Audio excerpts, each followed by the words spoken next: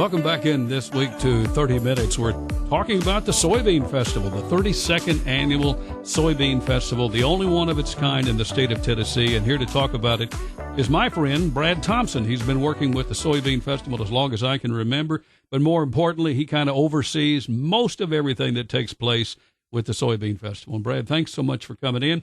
And let's just talk about this at the big part. This is the event for the city of Martin. Yeah, it really has become the main event for the city of Martin, the Tennessee Soybean Festival. It comes around just like Christmas. It's here before you know it, right? It has been, through the years, you and I have been here for a number of years, but, we have had a lot of entertaining events. If I started to try to name all of the artists, I'd have to go in and get Tim Barrington to come in and right. tell us. But there have been some very, very big celebrities that have been on, and a lot of local people as well have been on our stage. Yeah, our main stage entertainment is really what we program. Really, we have to program that out pretty much almost a year in advance. Wow. And we work with an entertainment group that helps advise us along the way. And this year, what we do is we really look at like festival attendees, and we have data that we collect from our attendees and seeing who's coming to the festival and what they're wanting from the festival and what their interests are. And that's really kind of how we program our entertainment and decide the acts that we're going to have. We took a little bit of a chance last year on Shaggy, and that was a huge success. And the reason is why we programmed TLC this year for Saturday, of which the tickets that we sell are sold out for Saturday night. Wow. For TLC. We still have a few tickets on Friday night for the band Perry, and then Thursday night, Biz and Everyday People. Tickets are still available. But, when we say sold out, that definitely doesn't mean that you can't come to the concert because there is the free public viewing in the yard and from the street and throughout the festival that you can see and hear the concert. It's just in that cool bean zone that you buy your own specific seat.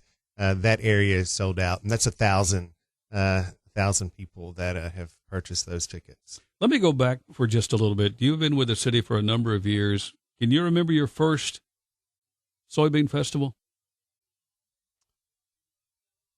I don't know, Paul. Maybe.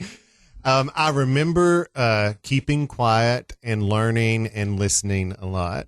David Belote was a great mentor and has a lot of expertise and experience in event planning, event management, festival planning. And I remember that first year of just listening and seeing how it all worked and how everybody came together and whose responsibilities were what, and just learning that first year. That was because I had no clue. It was a lot of fun. I believe that year we had, I want to say it was Travis Tritt that year. It was my very first year. It was one of our main stage entertainments that night. But that was a lot of fun. And each year you still learn, like even 12 years in, I'm still learning. The festival's just much more than one person. We have a big team of folks who take on a lot of responsibilities for that week. And this week's always a little hectic because we're dotting I's and crossing T's and putting out a little, a few little fires that arise, like a carnival cancellation. We'll talk about that in a couple of moments. One of the things about Martin, it's got a culture of education, agriculture, community, churches, and I don't know what else I'd leave out here, but it's a cozy event. It's a large, cozy event. Would that be a good description? Yeah, it is. I would say, especially during the first part of the week, we do a lot of community-focused programming. The Thursday, Friday, Saturday has turned more into a tourism promotional programming. And, that's where we have people driving in to attend the festival. And that is kind of the the segmented part of the festival that we try to do is do a lot of community program in that first part of the week, and then we focus on tourism programming for the Thursday, Friday, Saturday, and that seems to always work out. You know, the wonder that people have, how do you determine what to have? I mean, Sure. and we're not just talking about 3 acts on a stage. We're talking about the entire 9-10 days. Right. What we learn from the data that we track and that we receive is that the majority of our festival is an interesting market. It's grandparents bringing their grandchildren to the festival. Then our next segmented market is in that 20 to 30 age range. So, those are 2 very different markets, and that's why we have types of varied entertainment and sideshow programming and vendors. And, always kind of communicate that with the diversity of the festival, and the things that we offer reflect the diversity of the many uses of the soybean as well. Mm-hmm. And so that's how we decide, like what we're going to do. So we'll get that data sometime, and usually we get it like around November, December. And then we look at those segmented markets, and we determine, are we going in the right direction, continuing down this path, or do we need to make some minor tweaks and adjustments along the way? You know, Brad, the thing that I think about more than anything else that has helped the Soybean Festival, and that is the library. It's a stage. It's an educational facility. It's where you meet, where you eat, clubs, organization. I think that has risen to the top when the first Soybean Festival opened the doors of the Martin Public Library, and to know how important what they did with this when it was built, to be able to use a place that is right in the city of Martin, and a stage that's got lights and it's got all of the things that you need, much like a week ago when you and I were having a conversation just this past Monday week ago, when you see 1,200 students or maybe more that came to UT Martin and came to downtown Martin and got to know Martin, Tennessee. The Martin Public Library itself, it will be open during the festival, during its regular normal hours. The library is a community living room, and, they're going to have programming and activities and things going on for kids during that week as well. So it's a whole nother attraction as part of the festival, the Martin Public Library itself. And it surely is nice to have that built-in stage that's stage ready, that's performance ready, ready to go. And it helps our stage crew get everything together a whole lot easier than what we used to have to do. Brad Thompson's with us today, City of Martin. He oversees with many of his folks that work with him. I will try to call up names, but this is a great, great event that requires a lot of people to be involved. I want to come back to that in just a second, though, and that is, how big is the stage? How many people could you put up there? 100? Because I saw the band that was practicing and have seen concerts out there. I mean, that's maybe 75 that we know, but that's a big stage. And not only is it a big stage, it's got a big auditorium right out there in the front yard. Right. I don't know if you remember or not, Paul, but when we opened the Martin Public Library, we had all of those chairs on the stage outside. I believe we had it set up for 500 people on the stage. Wow. So, you can get a pretty large group on there. I want to say the dimensions of the stage are 60 by 40 by 30 feet high. And they, the stage itself is, can accommodate any act that you possibly would ever want to put on that stage. And then you're right, the viewing in the yard, it's sometimes hard to account for that many people, but, we know we've got 1,000 in our seated reserved area, and then you can put another, goodness, okay, you didn't 5,000 to 6,000 out in the yard, probably. I've got to ask you this: how many people have been right there? 3,000, 5,000, 7,000. I mean, that's a lot of people. Right. We know that our normal festival attendance on average broken out, Tuesday through Saturday, is right around in that 10,000 range, is what we can track. That's on the Thursday, Friday, Saturday. We don't track the Tuesday, Wednesday nights, but we do track those Thursday, Friday, Saturday attendance. And so we know last year we had, I believe that number, I can't recall the exact number, but it was right around in that like 26,000 range, I think is what was accounted for. And so, on average, that's about 10,000 a night. So that's how many's in the street, in the yard, in the seats, working, all of those people together. So that's a pretty big crowd downtown Martin. What happens, say, Monday, Tuesday, Wednesday? You were talking about the front of the week. So. Sure, yeah. In the front of the week, Monday we've got a pickleball palooza. We have this is brand new. Well, this is the second year we've done it, but this is and it's grown. New. I think last year we ended up with like something like maybe 50 participants, and this year it's doubled. Like we have over 100 competitors. Well, you've got to tell them what this is, because pickleball.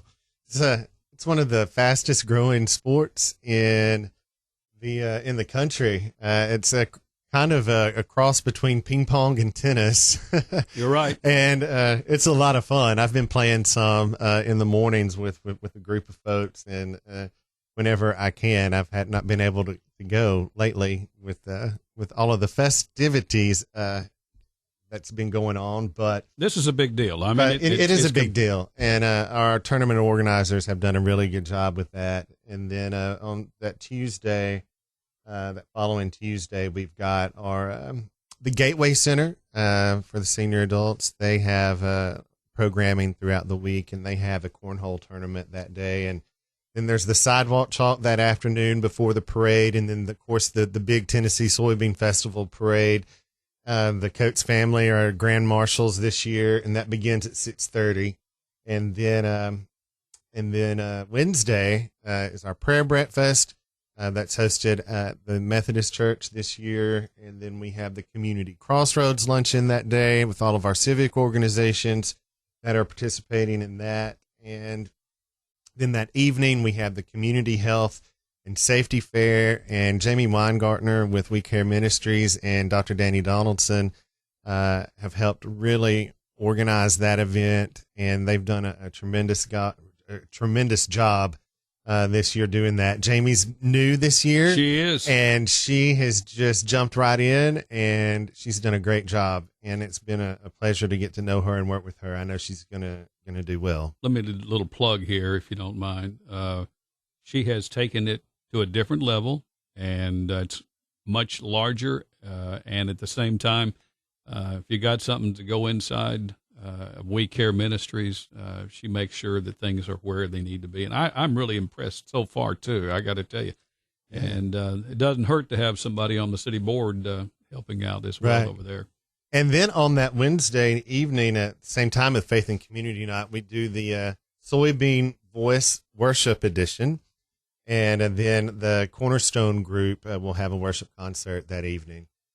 So the Faith and Community Nights, it's a really good night. Last year, we had, I think, record attendance. This year, we're looking at record vendors as participants in the fair. And we hope everyone comes out for a good time there. Churches are all participating, and they provide, some desserts that evening. And then there's the hot dog, the hot dog meal and chips and drink. And it's a good community night and a whole lot of fun. So I hope everyone will come out and enjoy that. They always seem to have a big crowd. What is the protocol for rain? It seems to hit us on that day for some reason or another. Yeah, sometimes. And it has recently in the past. I think the last couple of years are the first 2 years that we've gotten to have it. One was extremely hot.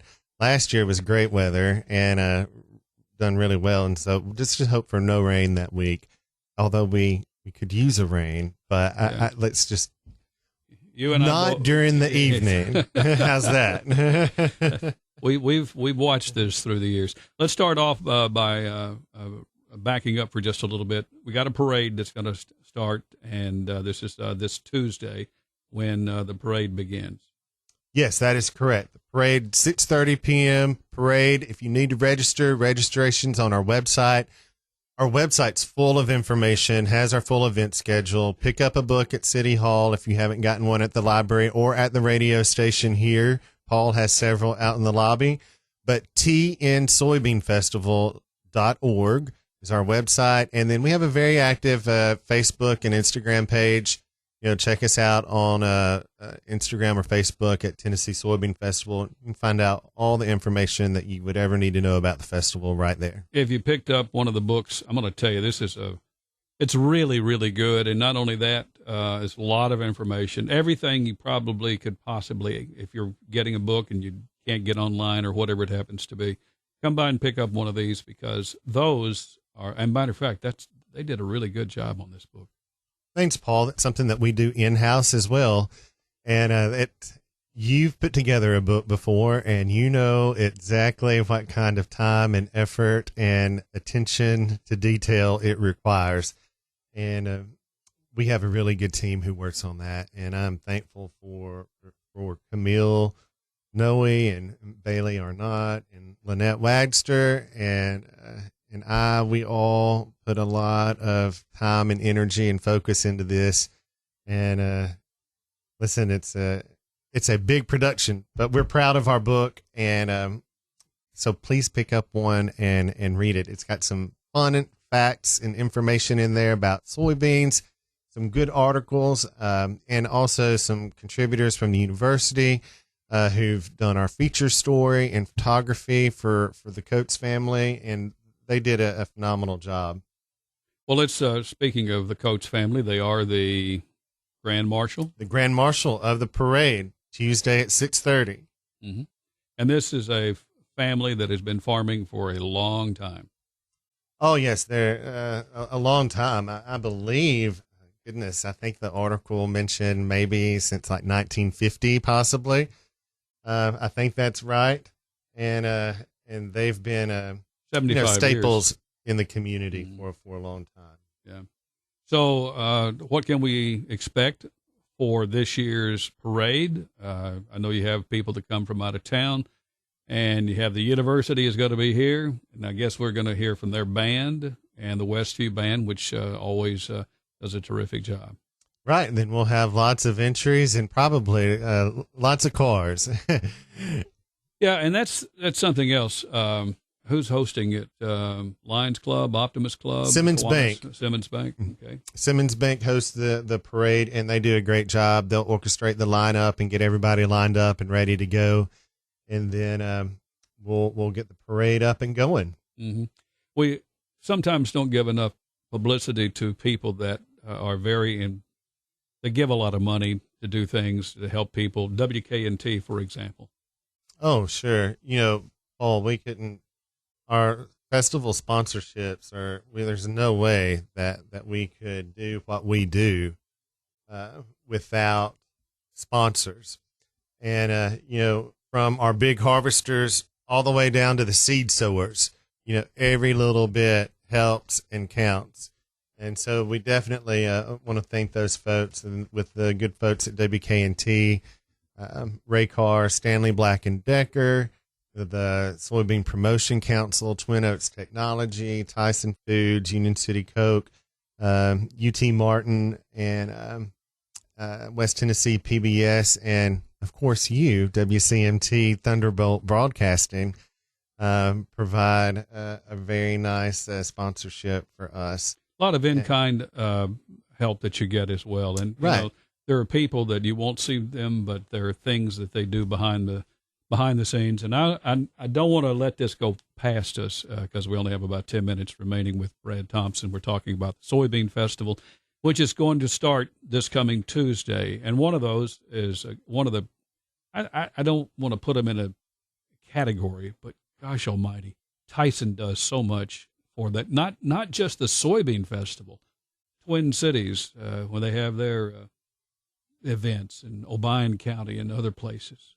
I mean, they feed the community. Right. And that's a really, really big event. If you haven't been over to the park on Friday night at 5:00 and seen the Tyson truck set up over there and them handing out the plates of food that they prepare that day, it is just really overwhelming. The amount of food that they distribute in the park that evening, and we went over and met with them this year, and talked with them, and thanked them for what they do, and then they kind of orchestrate and do the barbecue cook-off too with that as well. So they come out and they cook all day. They feed all those people, and then they oversee a barbecue cook-off and then hand out awards the next day. So, they're really, and what's great about it is most of us with the festival don't have to do that much with it. Like we just offer, our support. We provide, the things that they need. We've kind of got it down to art and science, but, they just take it and run with it and are proud to be there and are proud to serve the community. Last year, speaking of the Virginia Weldon Park in Martin, I got to watch the TWRA come over, and these people from Reelfoot Lake, and they bring in, I think it's Reelfoot Lake, and they bring in birds of prey, and you can actually get up close to to see the owl or the snakes or whatever it is they bring, but it brings the kids out. It gives them an opportunity to see something up close that they've seen about maybe or maybe never seen, and this is cool for the kids. So bring the kids to that event. Yeah, that's on Saturday morning at 10 a.m., and then they're doing another show at 1:30 p.m. When we watched that show together last year, Paul, I don't know if you remember that or not, I remember you sitting on the golf cart there where I sat on the golf cart with you. Yeah, we're golf carters. What else do we need to jump on here before we get too far down the road here? Sure. Well, Thursday, I want to mention our farmers breakfast. That's a big agriculture component that we have. We've got our speaker, Caleb Ragland, and he's president of the American Soybean Association. It's early morning, 6:30 a.m. And this is going to be held where? Right. Yeah. Tennessee Tractor out there. Thursday morning. We want at Tennessee Tractor. Mm-hmm. All right. And then the Rotary Golf Tournament is that afternoon. And then we've got our main festival starting up, and our sideshows begin on Thursday afternoon. And we've got a really cool piano juggler act. I want to hear about it. Tell me where this guy came from. Yeah, it's pretty neat. He's not actually juggling a piano, so you'll have to just come out and see for yourself exactly what he's doing. But he's juggling and playing music with piano on the piano keys. It's a very interesting novel act. Research, Paul. We work with some different groups, and this is one of those that came recommended to us and thought that they'd be a good fit for our festival. And it is. It's a good kind of filler show. It's not that long, and it can rotate in and out with ease of another show. Anything with water involved? You've had some of that over there. No water this year. So we've got the piano juggler, and we've got the break shop. And the break shop are some break dancers, and they do some really cool stuff. And both of those acts will be out in the street fair along Lindell Street. And then we have the disc-connected canines, and they'll be set up in front of the Savant building right there along University, right at the corner of University and Lindell. And they do a real exciting performance and do like world-class canine frisbees and jumping through hoops. And it's a really action-packed type, grab your attention, exciting performance with those disconnected canines. We got merchants in downtown Martin. Those folks are going to have special sales. Most of them will. And sure, yeah, most of those folks will come out on the street and have special sales and blend in with the vending fair. And then our last act for this year is a guy who's been with us before, but he does different types of acts. And Wesley Williams is his name, and he does a one-wheel wonder, and he rides like the tallest unicycle in the world. He holds the world record. And that's a really cool act, and that'll be set up. How does he get up there? How does he get that tall? Gee whiz. You'll have to come and see. That's another one of the reasons.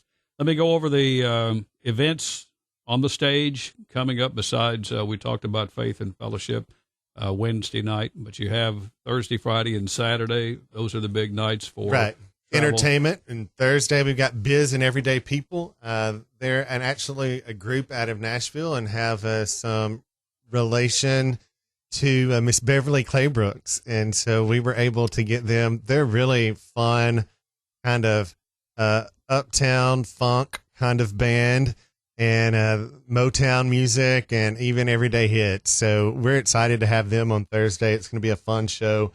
On Friday night, we've got Tyler Nets opening up for Dylan Carmichael, opening up for the band Perry. And that's going to be a great lineup and a good show and lots of fun. And then Saturday night, our big night, we've got DJ Vaughn opening up for Tone Loke, and Tone Loke opening up for TLC. It's an amazing number of people that are going to be in Martin to entertain and to give you an idea of just how cool it is to be a part of the Soybean Festival. I also want to mention, we had posted this week about our carnival. And, the carnival did cancel on us, but just in true soybean fashion, we pivoted, and we have programmed an inflatable park for children. We'd like to have a call for anybody who would like to volunteer to help us manage that area. Please contact City Hall at 731-587-3126.